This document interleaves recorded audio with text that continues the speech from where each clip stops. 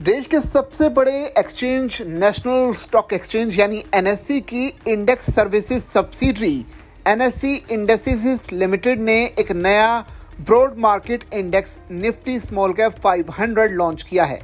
यह नया index small cap segment की 500 कंपनियों के परफॉर्मेंस को ट्रैक करेगा और मार्केट पार्टिसिपेंट्स को भारत के स्मॉल कैप इक्विटी सेगमेंट की बेहतर कवरेज प्रदान करेगा। एनएससी इंडेक्स लिमिटेड भारत की सबसे बड़ी इंडेक्स प्रोवाइडर है। ये निफ्टी ब्रांड के तहत सबसे ज्यादा भारतीय इंडेक्स मैनेज करती है।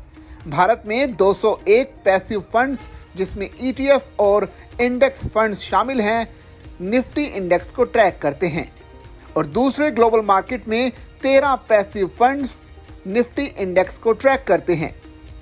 निफ्टी पर आधारित डेरिवेटिव प्रोडक्ट एनएससी और एनएससी इंटरनेशनल एक्सचेंज यानी आईएफएससी जैसे एक्सचेंज में ट्रेड करते हैं।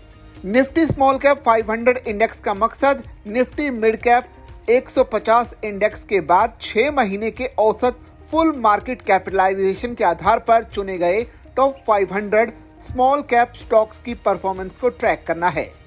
ये नया इंडेक्स निफ्टी इंडेक्स के मौजूदा फैमिली में शामिल हो गया है, जो निवेशकों को फंड मैनेजर्स को पोर्टफोलियो बनाने और परफॉर्मेंस मापने के लिए अतिरिक्त टूल प्रदान करेगा। इंडेक्स के लिए बेस डेट 1 अप्रैल 2005 है और बेस वैल्यू 1000 है।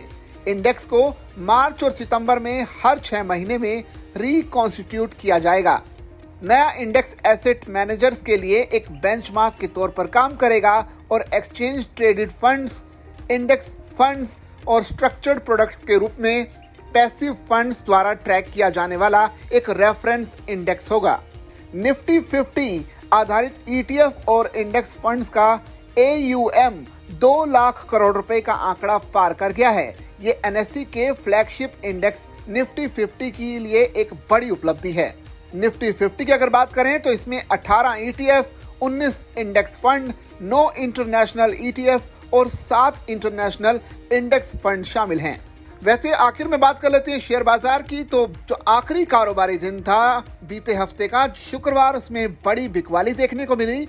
कारोबार के अंत में सेंसेक्स करीब 769 अंक या फिर 0.94% गिरकर 81,537 और निफ्टी 241 अंक या 0.95% की गिरावट के साथ 25,048 पर बंद हुआ। लार्ज कैप के साथ मिड कैप और स्मॉल कैप में भी गिरावट देखने को मिली।